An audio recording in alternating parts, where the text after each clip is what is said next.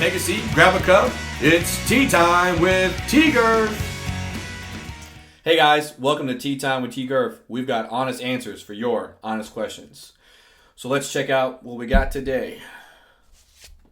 And guys, look, you gotta understand, I never see these questions before I open this envelope. I mean, this is like real stuff. So when I say honest answers, this is about as honest as you're going to get because I honestly don't have time to think otherwise. So let's see what we got. All right. What are some of your thoughts on setting boundaries in friendships? Okay. What are some of my thoughts on setting boundaries in friendships? Well, my first thought, honestly, is we should talk a little bit about the idea of friend and friendship because for some reason people have got some crazy ideas of what it actually means to be a friend. So I'll say it like this, friendship isn't about, it doesn't start with just a person in the sense of like, it's not meant to be selfish. It's not meant to be self-serving. It's meant to be something that is a mutual relationship you have with somebody, and it's by choice. And so it's something that you're doing to have a relationship in a way that you serve the other person, you get to know the other person, you love the other person for who they are, not for who you're trying to make them out to be or trying to get them to change to be. It is a lot of choice. It doesn't mean that you're going to be friends on the basis of if there's benefit back to you, like you feel like they can do something for you, that now you should be friends. It's nothing like that. I know some of you guys have heard, like I don't really hear it too much, but there's an old saying like friends with benefits, or like even now, like it's pretty bad. Like someone says, hey, you want to be my friend? Like even that phrasing has a really bad connotation nowadays for people. I've heard some pretty bad stories of people that were very innocent in their approach of like, oh yeah, I want to be your friend. And then unfortunately it's a guy that's really not meaning what that girl thinks that he's meaning. And so friendship, let's just say the first boundary is actually having a working, real definition that actually honors the other person, it honors God, it honors people. It's something that's, like I said, not self-serving. So when you finally find someone that you want to be friends with because you feel like there's some kind of connection, you feel like there's some kind of great opportunity to get to know someone, to learn something, to develop relationship with someone that because they're another person, because they, I love the saying, I know what I know, but I don't know what you know. And so some of my best friends, we started off not that way, but we started off as friends because we were learning together. We were kind of experiencing maybe an adventure together. I know for me in college, even early on, this is going to sound crazy, but some of my best friends were people that very first night I met them, they asked if I wanted to go with them exploring in Ruston. And basically we ended up walking through this water drain that went all under Tech's campus. And I was in this long, narrow cave for an hour and a half with basically strangers at the time because we just met. We did eat food together, so food always helps making friends. And so, long story short, I ended up becoming best friends with these people because we experienced something together. Like we had fun. It was crazy. It was scary, especially when that bat came flying right at me. And we didn't know what to do. And so stuff like that is really fun. There's really good examples of what can make friends and friendships. So as far as boundaries within friendships, I would say that, friendships are not codependent relationships. They're not meant to be two people that have to have each other to exist, that they need to breathe the same air, that they need to, as one moves, the other one moves, like kind of like this, there's this weird lack of boundary almost because like there are some things When my friend hurts, I should hurt. Like I empathize with them. Like that's fine, but a boundary as far as like there needs to be a boundary in like with even emotions or feelings and other things like that. So it's not a codependent relationship. So you should definitely have a boundary that allows you to be independent of each other, but at the same time have a relationship, have something that does bind you two together in the sense of like it's a choice. It's something that you grow in because you want to build up that person. You want to be there for that person. So I would say that's one. Another thing to think about is, um, with friendships, they're not meant to be controlling. They're not meant to be things that are manipulative. So a friendship is not based on what you get out of it, or it's not based on the other person doing what you just want them to do. Like that's not a friendship, or at least not a healthy one. And so I would say, there's a lot of, like I said earlier, it's mutual. So it's give and take, and it's understanding, and it's listening, and it's being more open. But also, with that, with any friendship, you really need to find out like why you're friends, and what's the basis of your friendship. For some people, it starts with their faith. For some people, it starts with a hobby. For some people, it starts with they were in a waiting room at a doctor's visit and there was nobody else to talk to. I mean, it could be all kinds of goofy things, and some very real things along the way. But that's the beauty of a friendship, is that it grows and it continues to grow. Um, and I would say too, let's just be real, guys and girls. Friendship is not something that's meant to be used and abused. So, for example, don't just try to be friends with people because you think that they're going to end up being your husband or wife. Don't try to just be friends with somebody because you're looking to think down the road how they can benefit you or how you can get something from them. Don't try to be,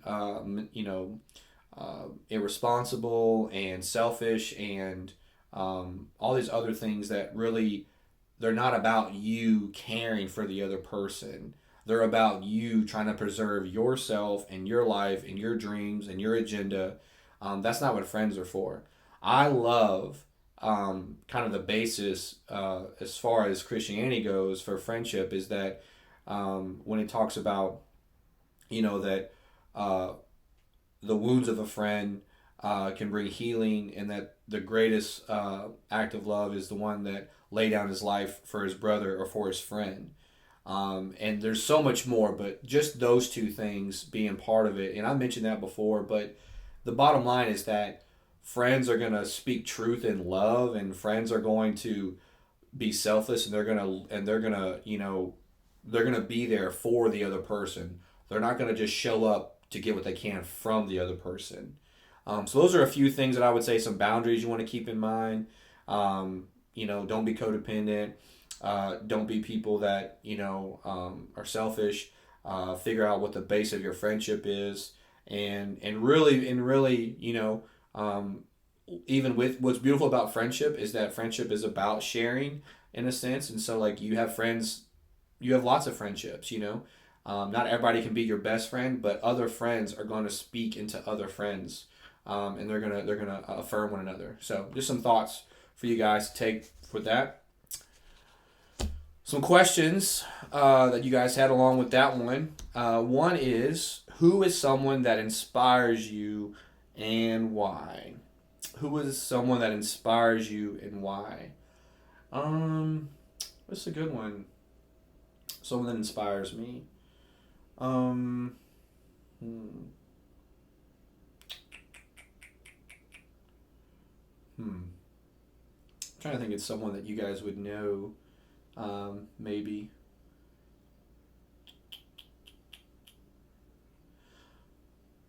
Hmm. Well, uh,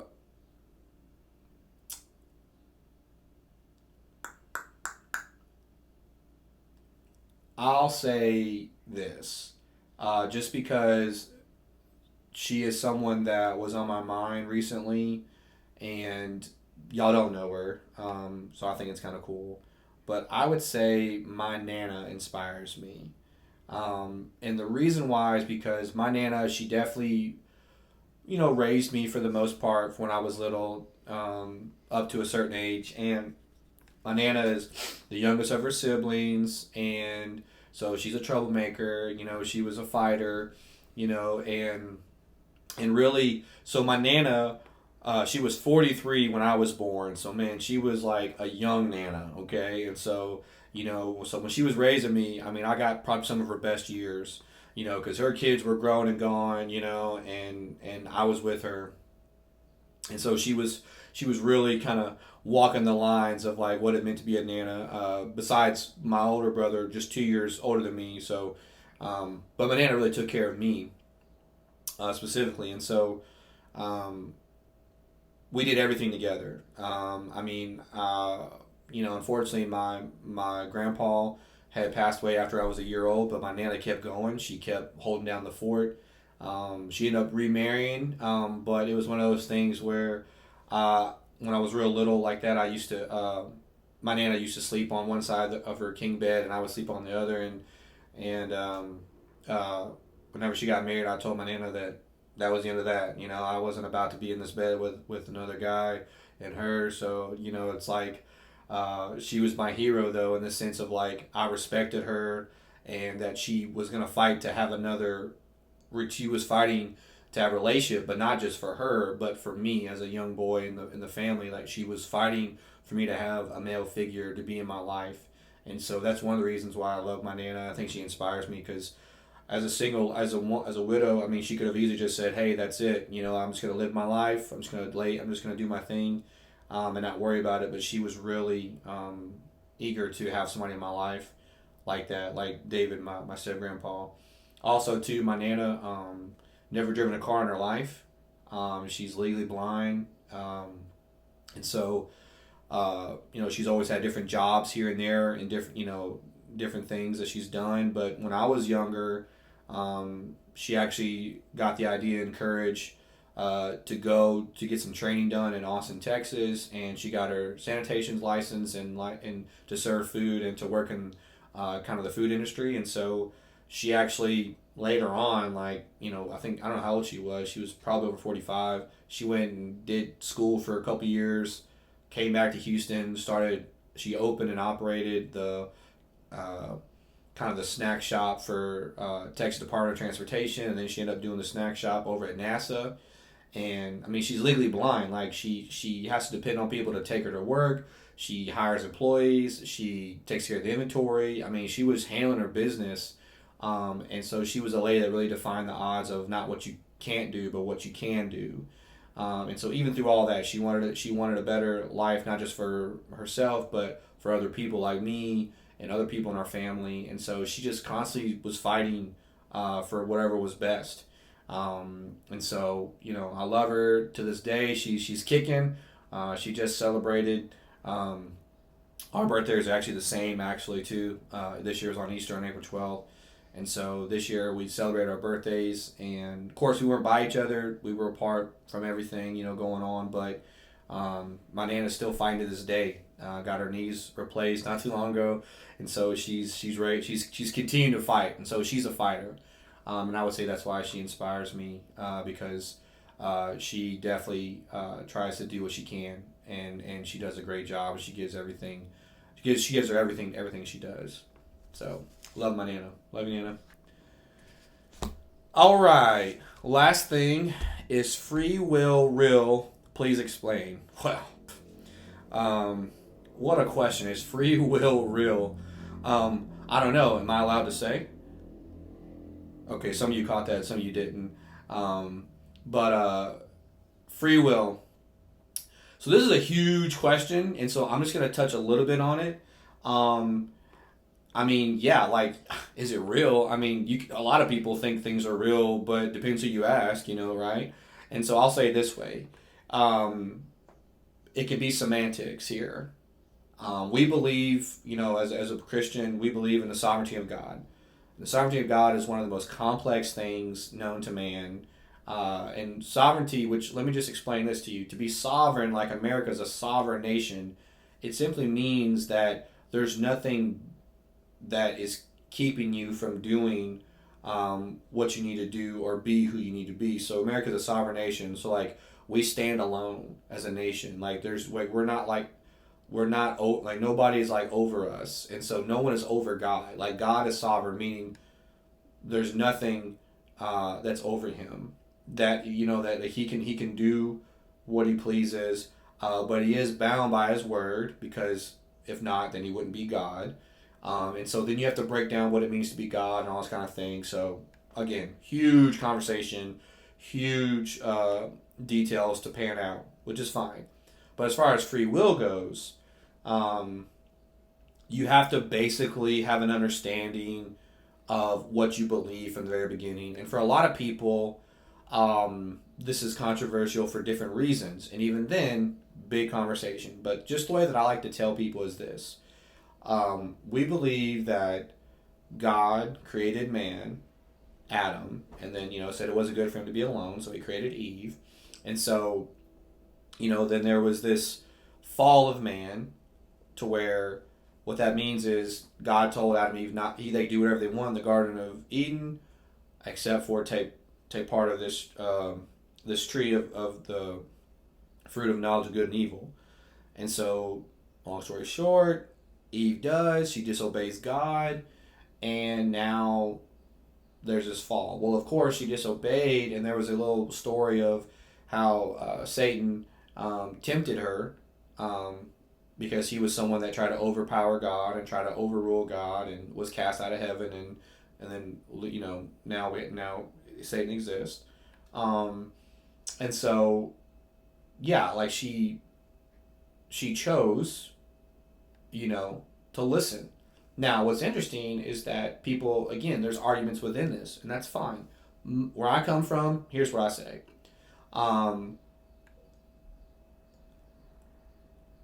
The fact that God told Adam and Eve that they could partake within anything in the garden except for this,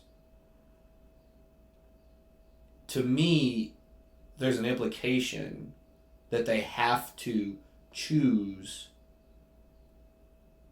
to not do this. In other words, if it wasn't even an option, what is the idea of within somebody? Why wouldn't they? They would see it. They're like, oh, they can partake of that. So he had to set a standard and a boundary that, look, just let all this is good except for this. You don't need to partake of that. So then Eve listens to Satan, who just questions God in his command, partakes of it. Sin obviously occurs because they disobey God.